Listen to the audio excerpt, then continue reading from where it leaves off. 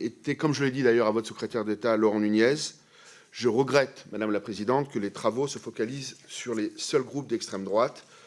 Ce choix, d'ailleurs, je n'ai pas été le seul à regretter. Mon collègue Pierre Morel-a-Lucien a même décidé de démissionner. Libre mais à vous, de mais vous y êtes d'ailleurs, vous l'avez dit, Monsieur le ministre. Sur l'ultra-gauche, Monsieur Habib, on a déjà eu cette conversation.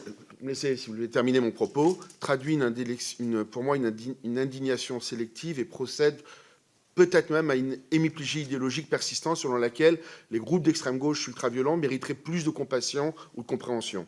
D'ailleurs, vous l'avez rappelé, Monsieur le ministre, chez les Gilets jaunes, on a vu que les stigmas antisémites sont ressortis les mêmes, selon lesquels, par exemple, le président de la République aurait travaillé chez Rothschild ou que la presse serait entre les mains des Juifs, aussi bien à l'extrême gauche qu'à l'extrême droite. Ça, c'était mon deuxième propos liminaire. Ma première question. Vous le rappeliez, le 24 avril, vous avez prononcé la dissolution de 7 associations d'ultra-droite, conformément aux déclarations du président de la République au dîner du CRIF, notamment les 3 groupuscules d'inspiration néo-nazie, Bastion Social, Blandin d'honneur en combat 18. 2 questions. Pourquoi n'avoir pas inclus, sauf erreur de ma part, le groupe Hammerstein dans le lot? Deuxième question, vous y avez partiellement répondu. Bien sûr, c'est important de dissoudre, mais est-ce que c'est suffisant? Quid après? Vos services s'assurent-ils que ces organisations ne poursuivent pas leurs activités sous un nouveau nom ou différemment?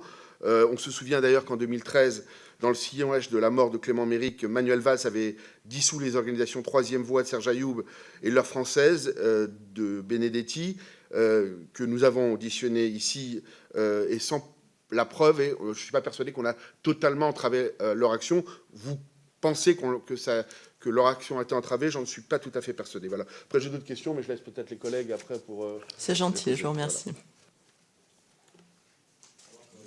Votre micro, Monsieur Habib, s'il vous plaît. Monsieur le ministre, allez-y. Juste corriger votre propos, nous n'avons pas dissous Blood and Honor et C18, je l'ai précisé, nous sommes en procédure de dissolution, et j'ai cité celle qui avait été dissoute. Vous m'avez rappelé d'ailleurs Troisième Voie, effectivement, suite à l'affaire Méric qui avait été dissoute, et je vous l'ai dit, quand vous procédez à la dissolution d'une association, vous ne procédez pas à la dissolution des individus qui la constituent.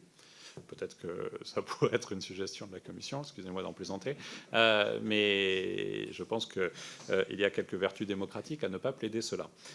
Et donc, toute la difficulté, effectivement, de le suivre. Je l'ai dit dans mon propos liminaire, ça fait partie du travail des services que de continuer à suivre, justement, pour empêcher la reconstitution de ligues dissoutes, qui relève effectivement aussi d'un constat pénal, d'une infraction pénale, et sur lequel nous devons agir. Ensuite, vous savez, les tenants de thèses idéologiques dans ce cas-là évoluent, souhaitons-le, positivement, d'autres non, et continuent à porter une parole, à vouloir la traduire, à venir même sur le champ politique pour porter cette parole de radicalité. Et donc nous les suivons, ils sont identifiés, ils sont connus, mais nous ne sommes pas aujourd'hui en mesure, et je vous dirais je ne le souhaite pas, de les interdire de parole.